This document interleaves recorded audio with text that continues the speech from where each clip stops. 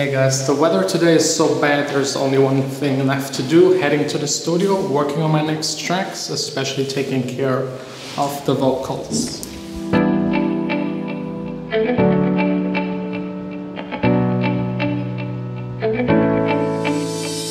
I decided to do a quick stop. 5 minutes later, still raining. Should you wait for the rain to stop and lose like a lot of time, or just go with it? I think we all know what the right decision is. Poor camera, but it will survive. I already did way worse with it than that. Made it soaking wet, and I really don't want to complain. I saw a guy outside delivering packages. That's like way worse. The package was like already completely changed the color from the rain. But still, I actually like these days as long as I'm here and I'm not outside.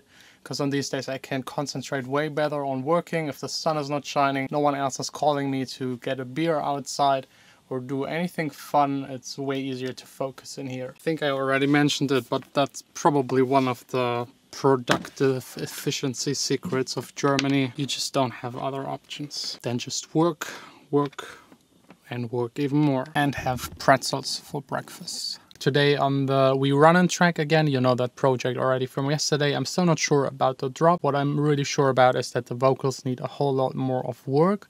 And I would like to provide you like my top tips how to actually edit vocals, get the most out of them, how to make them sound huge, fat and professional. And without a doubt, the most important thing if you want to have good vocals is to actually record good vocals. I can't really sing, I won't record my vocals, but usually when I have a singer and songwriter over here in my studio, I record the vocals. I exactly know what to take care of. They should be close to the mic. The pop shield in between will prevent those harsh P sounds that blow air into the mic and distort. You should get the right height. The singer should always be standing to sing into the mic. This way the chest is just more open and the vocal just sounds better and more energetic. The type of mic that you use doesn't matter that much. If it's a mic like this one, the Perception 220 AKG, I think it's like a 180 euros mic, and that's usually enough to get like decent vocals. If you spend a whole lot more for a mic, let's say 5,000 euros, it's not going to be that much better. It might be like just 10%, 15% better. So the mic isn't the most important factor. It's the singer standing in front of it, and even the room around the microphone and the singer does more to the vocals than the microphone itself. The second tip is definitely record as much as you can, at least 5 takes per section, no matter how good the singer-songwriter is. Sometimes you have like mic rumble in there, a clicking noise, something goes wrong, something doesn't work, or you just want to have alternatives from the same chorus, same verse to just switch it out and see which one feels better on the track. You should also never forget to record ad-libs, like just let the singer-songwriter do one take where he just jams to the song, single words, humming, little small phrases. This can be super useful later when you produce the track. Letting the singer double it, especially if it's the chorus, is important. 1 octave up, 1 octave down, if the singer can handle that. What's also really important is harmonies, like doing like +3, +7, like alternative melodies that go in between, because if you stack those, it will immediately make the vocals sound richer, fatter, and more like pop music. And believe me, those steps before you actually work in the DAW are so important. They make at least 90% of the vocal sound. If you nail them, it will be so much easier to edit them. Speaking of editing, let's actually jump right here into the chorus part. Those grayed out parts are the vocals. I muted them. Let's unmute them. And as you can see, I got here comps. So these are the different takes that we recorded. I edited them together to have like the best parts. In this case, the beginning of recording number 7 and the end of recording number 8 was the best, so I combined them. The rest is actually just sitting there. So the first part here at the top is the main vocal. It sits in the middle. The next thing I take care of is usually the placement of the vocals within the mix in the room. So not really EQing or anything like that, just deciding where the vocals should go. In most cases, it makes totally sense to put the main vocals in the middle, and then the second and third take of the same vocal to spread one of them out to the left and the third one to the right. And it's important that those are different takes. If you just take the main vocal and copy it exactly and spread it out to left and right, it doesn't sound the same as if you have another take of the singer-songwriter, because no singer is so perfect that he sings exactly the same, and those slight nuances, changes, delays will actually make it sound like more people are singing than just one, and just make the vocal sound fatter. And at the same time, you gain way more control. You can EQ the sides differently to the mid signal. You can put different reverbs and delays on top. Usually stick to having the effects on the main vocal and be very sparse with the effects on the side vocals. It also makes sense if you have a good singer to tell him to actually sing the side vocals differently, because since the main vocal has all of the information, the singer doesn't need to sing in the side vocals the S and B and P. Next up, I'm using a reverb, the Valhalla Vintage Verb. Really important, don't forget about EQing the reverb. It makes a big difference if you take out the low frequencies, and it also sometimes makes sense to get rid of some of the higher frequencies. If you don't really know how to set the reverb, go with a vocal preset and then change the decay to fit the time, the tempo and the mood of the track, and also think about adding maybe a bit of pre-delay to have the vocals stand out a bit more, and of course also the dry and wet mix. Picking the right reverb is by far the most important. You need the right decay time, the right size of a reverb, and it heavily depends on your style of music. If you make an acoustic track, you will need different reverbs than if you're doing hyper, trance, hardcore, I don't know, death metal mix. I know this doesn't exist. I at least hope it doesn't exist, but you get the point. Next up, I'm preparing a new bus for a vocal delay. For this, I really like to use the H delay by Waves. It's actually pretty simple and straightforward to set up and has a good sound. With delay, it's again the same. It's really up to your personal preference. I like to have a tiny bit of delay on top of the vocals, just to have it there. If you mute it, you will hear that it's missing, but when it's playing, it's not that audible. And if I want to have delay that is audible, I will usually start automating it on the last 2 or 3 words of a sentence, or wherever the singer has like a gap, to just fill it out. But be careful with that. This can actually sound extremely cheesy. Yeah. And then the 2 bottom tracks are actually harmonies. I will play around with them a little bit and see how much I will actually mix into the main vocals. For the effects on the harmonies, make it less. You should have the audible effects more on the main vocal than on the stacks. Then, of course, EQing and compression, the most complex things and the things that you can do the most wrong with the vocals. With the EQing, it really depends on the singer-songwriter and your style again. There is not really general advice I could give you, except for getting rid of resonating frequencies and also getting rid of the very low end, and maybe boosting the very top end to have a little bit more air and sparkle in the vocal.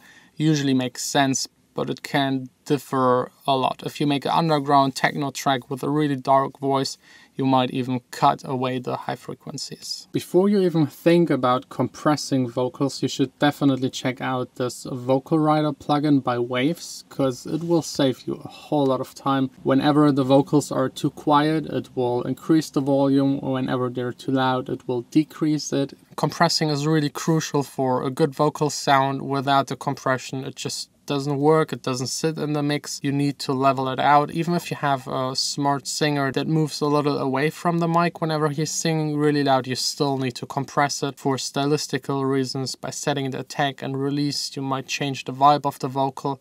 And also coloring is really important. If you use a vintage emulating compressor or like a real vintage compressor, it will change the sound and make it sound more professional or like warmer or whatever you want to call it. Basically every compressor will somehow work for vocals, but today I feel like testing out the H compressor. And again, if you don't have a clue what you're doing, then probably start with a preset and go from there. So these are my basic vocal editing tips. I will now keep on working on the track, do the adjustment to all of the vocal tracks within the entire track. The verses are usually simpler, they have less stacks, so most of the time just the main vocal and maybe one layer that adds a little bit to it. I will also maybe try out using de-esser depending on the S sounds of the singer. If you have a female singer, it might be really necessary to use it because women usually have a more pronounced S sound. You know, these things that really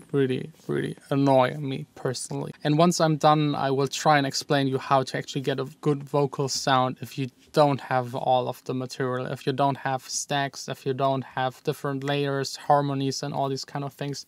If you just have one track of vocals, you can still try and fake it into something more complex. Is it you or is it me? I don't know, I just keep letting us go. I'm finally all done with editing the vocals. It's usually a task I don't really like that much, especially getting rid of clicks and a lot of manual adjustments, because the human voice is actually so imperfect compared to a software synthesizer. There's a lot you have to take care of. If you don't do it, it just sounds awkward.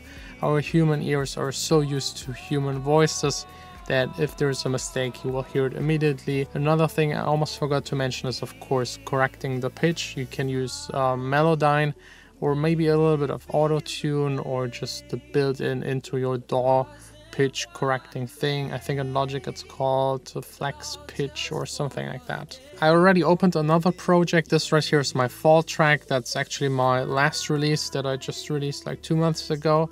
And I didn't have full vocals on this. This track was made with a singer and songwriter from Scotland, and I never met him in person, so he recorded it at his home, sent me the files, and I didn't have like right and left channels, harmonies, ad-libs and all these kind of things. So I had to try and fake it. So what I basically did here is pretty simple. I have bus number 14 and it always has like the Logic chorus on top of it. It's a very simple chorus, the mix all the way up to 100%. It's actually the mega wide chorus preset. And instead of having like a left and right channel to make the vocal wide, I just copy it down, put the chorus on top so that they are a bit different. And this way I can also mix separately the white signal. What also helps is sometimes to EQ a second layer, put quite a lot of distortion on top of it, and then maybe cut away the top frequencies.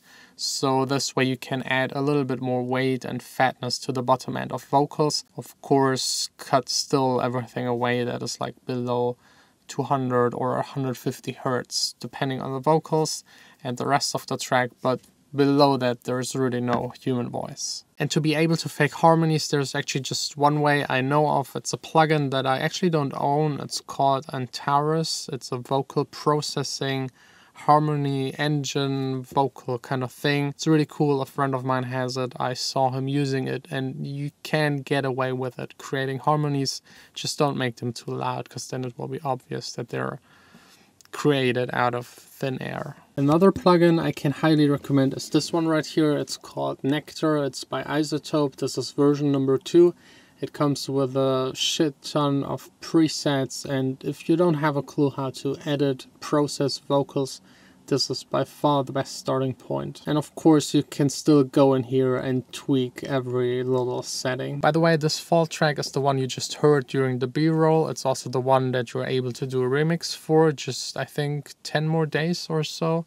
So good luck with that. And a lot of people always ask me about the MIDI parts and what key the track is actually in.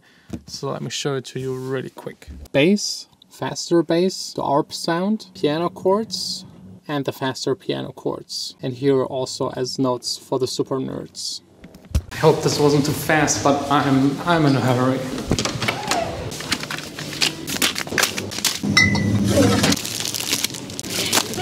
I'm really late, but at least I got some snacks. That's how you get Vanessa into the kitchen. No. Really easy. Who's going to cook? You are. I cleaned up already. To you I try to see